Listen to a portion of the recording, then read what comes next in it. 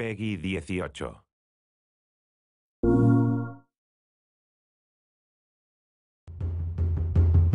The combat in the game feels very intense. Very personal. It's like closer camera, it's more intimate. You want to feel each concussive strike. Right here!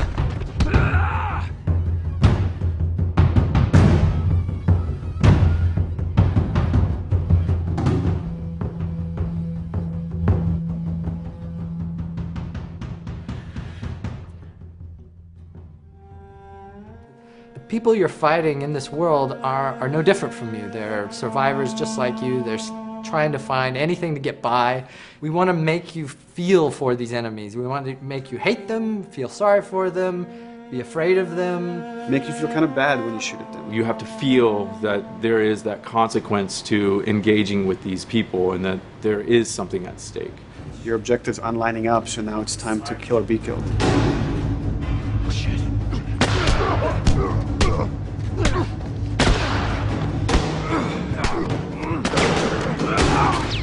We do have a lot of contextual moves. That's when, the characters interact with their environment while they're fighting each other. So you slam a guy against a wall, a guy slams you against a wall. Grounding of the combat in the game world, which kind of makes it a lot more interesting and more real. Nothing really says you're in this environment like having your head slammed against it.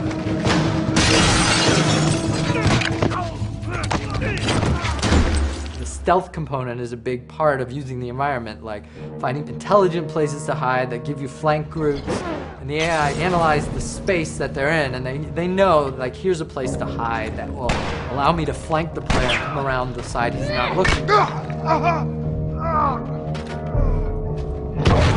The space you're playing in is an extra character, and it's going to change the dynamic of every combat that you play. And then when an encounter happens, we want things to slow down. I'm going to use this thing that we call listen mode. Lets Joel kind of focus his attention, his hearing. I'll check out this area. Go check over there. If a guy's knocking a can over or he's speaking, I'm going to kind of see a visual representation of that sound in front of me. It lets me kind of know where guys are in the world.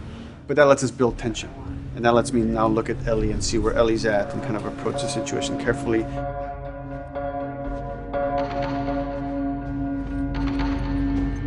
The AI are helping you and you are helping them, and there's a back and forth. For example, Ellie will start doing things like picking up a brick and tossing it at enemies to distract them and to help you out in combat. What we wanted them to do is to have their vocals be an assistance to you in gameplay. Ellie will call out when an enemy is near you and is just starting to gain line of sight on you. She'll say on your left or on your right and try to give you some hints as to where the enemy is. Hey!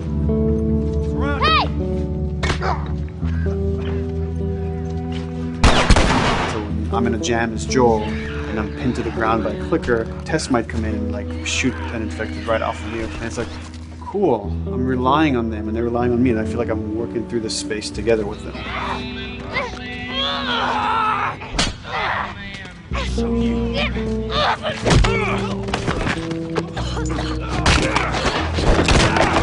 You might say, they did a bad thing. They killed somebody. They didn't do something that seems fully morally just. Well, you're going to think that they're bad people unless you, as the player, feel how terribly difficult it is to survive. The pressure is so terrible in this world that you just have to make a choice and live with it. Right now, I'm gonna jump down there and I'm gonna clear us a path. What about me? You reckon you can handle that? Just so we're clear about back there, it was either him or me.